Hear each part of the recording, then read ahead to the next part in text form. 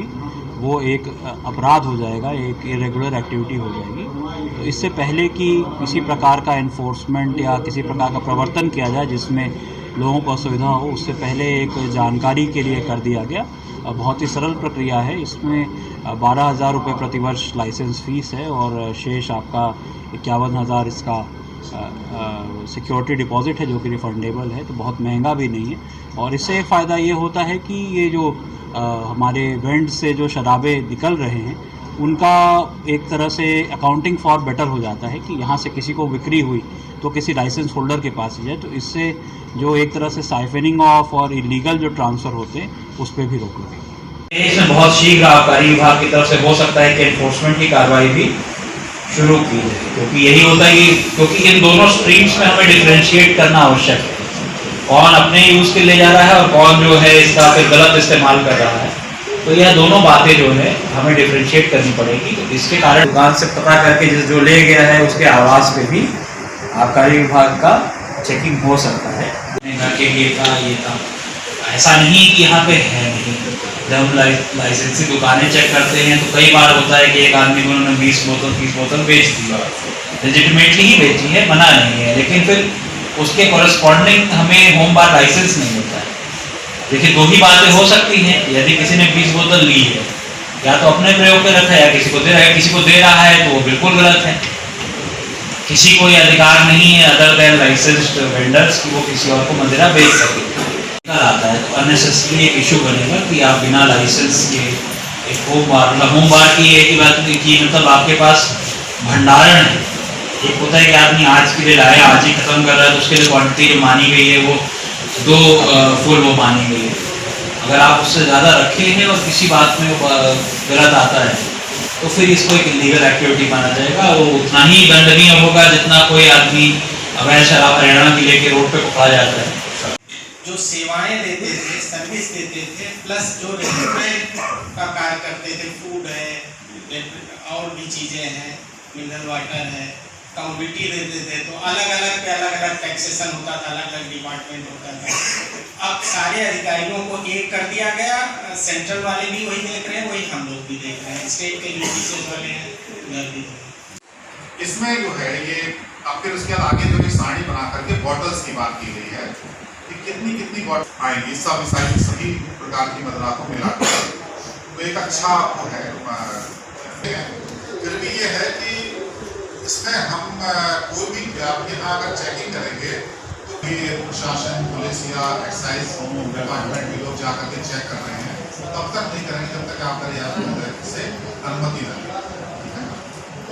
जिलाधिकारी महोदय का स्वागत है मीटिंग में।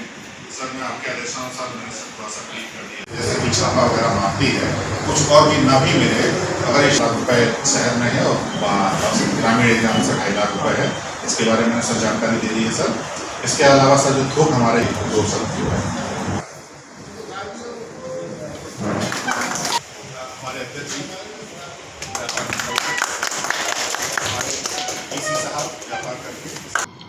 अभी जैसा कि आपको अवगत है कि अभी हम लोगों ने लगभग आधा घंटा पहले प्रेरणा सभागार में जिलाधिकारी महोदय की अध्यक्षता में एक मीटिंग की थी। वो होम बार लाइसेंसेस के बारे में थी और साथ ही साथ रेस्टोरेंट बार लाइसेंसेस के बारे में थी। होम बार लाइसेंसेस ऐसे लाइसेंसेस हैं जो कि व्यक्ति अपनी उपभोग के लिए, जैसे हम अपने घर पे रख करके अपने इष्ट मित्रों के साथ, नातेदार रिश्तेदारों के साथ अगर हम लिकर कंजम्पशन करना चाहते हैं तो उसमें एक इस होम बार लाइसेंस के आधार पर हमको एक सुविधा मिलती है कि हम एक अच्छी मात्रा में एक शराब अपने घर पर रख सकते हैं और उसका कंजम्पशन कर सकते हैं, उपभोग कर सकते हैं। इसके लिए बहुत सिंपल से मानक हैं। वो ये है कि 12,000 रुपया प्रतिवर्ष, यानी कि लगभग 1,000 रुपया प्रति माह आपको फीस देनी है, ईयरली ही जमा होना है ये, और 51,000 रुपये का सिक्योरिटी मनी जमा होनी है। ये वन टाइम आपको डिपॉजिट करना है और साथ साथ रिफंडेबल है। तो आपके पास जो रिक्वायर्ड जो चीज़ें हैं वो ये हैं कि 100 मीटर का आपके पास कारपेट एरिया हो और 30 लोगों की बैठने की व्यवस्था हो और कुछ पार्किंग की रिक्वायरमेंट है और 15 स्क्वायर मीटर से कम की रसोई ना हो, यानी कि रसोई का क्षेत्रफल भी 15 स्क्वायर मीटर एक मैंडेटरी है, मिनिमम इतना होना चाहिए। और इसमें बाकी फूड डिपार्टमेंट का एक लाइसेंस आपको मिलना या आपको लेना होगा, फायर की एनओसी लेनी होगी। इसके अलावा कुछ और कागजात हैं जिनके आधार पर इन रेस्टोरेंट बार को आप ले सकते हैं और विभाग में अप्लाई कर सकते हैं। इसका कुछ डेट होता है सर कि लास्ट डेट कब तक है लोग इसे आवेदन करते हैं? नहीं, ये ऐसा नहीं है कि कोई ये कभी भी जब आपके पास इन सब चीज़ों की व्यवस्था हो जाए कि आपके पास प्रोमाइसेस हो जाए, सारी आपकी जो फॉर्मेलिटीज़ हैं वो कंप्लीट हो जाएं, आप आबकारी विभाग में आकर के अपनी फ़ाइल के साथ आवेदन कर सकते हैं। कोई ऐसा नहीं है कि कोई इसके लिए क्लोजिंग डेट हो, ऐसा कुछ नहीं है। इसके अलावा आपका तीसरा जो इम्पोर्टेंट चीज़ है वो ये है कि आप 5 वर्ष का आपका एक ITR मैंडेटरी है, उसके बिना ये नहीं दिया जा सकता। उसके अलावा आपका पैन कार्ड, आधार कार्ड और फ़ोटो और जो परिसर का जो आपका फ़ोटो है वो कार्यालय में जमा कराना होगा। ये होम बार के रिगार्डिंग है। दूसरा है फिर एक रेस्टोरेंट बार। रेस्टोरेंट बार 2 तरह के होते हैं, एक FL7 और FL6। FL6 होटल्स के लिए होता है और साथ ही साथ जो दूसरा जो होटल जो नहीं होता, केवल अपना एक प्रीमाइसेस हो जिसमें एक रेस्टोरेंट चलता हुआ हो, तो उसमें एक रेस्टोरेंट बार देते हैं, उसको FL7 कहते हैं।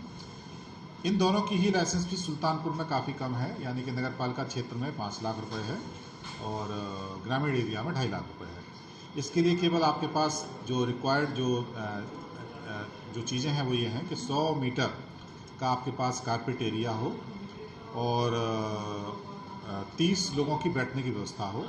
ये आपकी बात सत्य है कि स्मैकियों की संख्या जिले में ही नहीं पूरे प्रदेश में बढ़ रही है। हर जिलों में स्मैक का कारोबार जो है अपना पैर पसार रहा है। उसके लिए हम लोगों ने पुलिस अधीक्षक महोदय को अवगत भी कराया है और कुछ स्पेशल जगहों को भी सुझाव दिया है और अभी जल्दी ही बैठक व्यापारी और उद्योग बंधु की होगी जिसमें आबकारी अधिकारी भी रहेंगे। डीएम साहब ने निर्देश दिया है, उसमें भी इस मुद्दे को जोर शोर से उठाया जाएगा। निश्चित रूप से कार्रवाई करनी पड़ेगी इनको, क्योंकि यह समाज के लिए बहुत ही विषैला साबित होगा अगर इस पर रोकथाम नहीं लगाएगी तो। क्या ऐसे में आप मानते हैं कहीं न कहीं विभाग की निष्क्रियता है क्या?